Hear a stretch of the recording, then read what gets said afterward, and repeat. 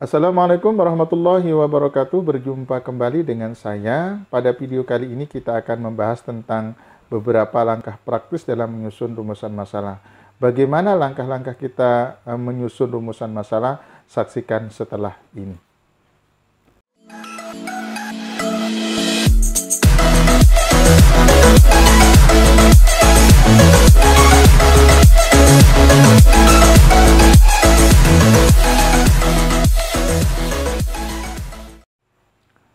Seorang peneliti ketika akan merumuskan masalah tentu dia harus tahu triknya.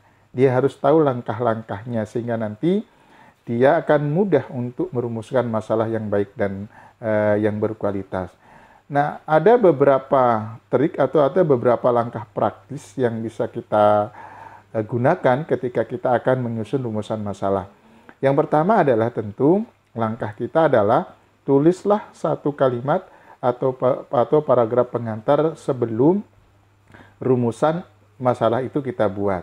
Artinya sebelum kepada terfokus kepada rumusan masalah, kita buat satu kalimat paragraf pengantarnya untuk mengawali terkait dengan rumusan masalah tersebut.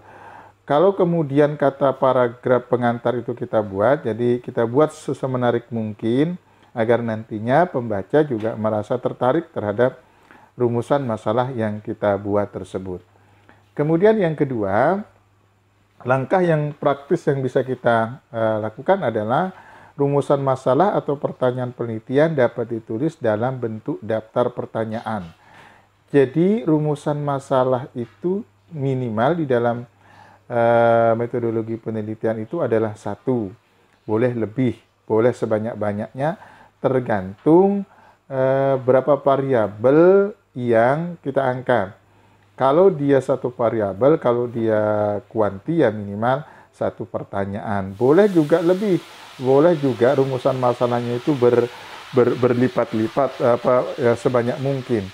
Nah, konsekuensinya yang harus ditanggung adalah ketika banyak rumusan masalah, ya tentu harus dijawab semuanya oleh seorang peneliti. Tidak boleh ada yang terlewatkan yang tidak terjawab dalam penelitian tersebut. Kalau rumusan masalahnya ada 3, ya tentu nanti di dalam penelitian itu ketiga rumusan masalah itu harus terjawab. Sehingga kita bisa membuat daftar-daftar pertanyaan yang nantinya bisa kita cantumkan di dalam rumusan masalah tersebut. Kemudian yang ketiga, langkah praktis kita dalam menyusun rumusan masalah itu adalah dalam penelitian sosial, rumusan masalah tidak selalu namun sering ditulis dengan menanyakan hubungan. Jadi hubungan antara variabel X dengan variabel E, hubungan antara A dengan B. Biasanya hubungan-hubungan itu kan akan kalau dia dua variabel berarti rumusan masalahnya bisa 2, bisa 3. Kalau dia hubungan berarti bisa adakah hubungan atau seberapa besar hubungan. Nah, kita bisa menggunakan kalimat-kalimat itu untuk kemudian membuat rumusan masalah tersebut. Kemudian yang keempat, langkah praktis kita dalam menyusun rumusan masalah itu adalah libatkan kalimat tanya yang relevan. Dalam rumusan masalah, pelibatan kalimat tanya itu menjadi hal yang wajib. Karena rumusan masalah itu berupa kalimat pertanyaan, bukan kalimat pernyataan. Jadi kalimat pertanyaan itu harus dilibatkan. Dia bisa menggunakan bagaimana, kemudian bisa menggunakan pertanyaan apa, bisa menggunakan mengapa, atau kata-kata kalimat pertanyaan yang relevan dengan judul kita.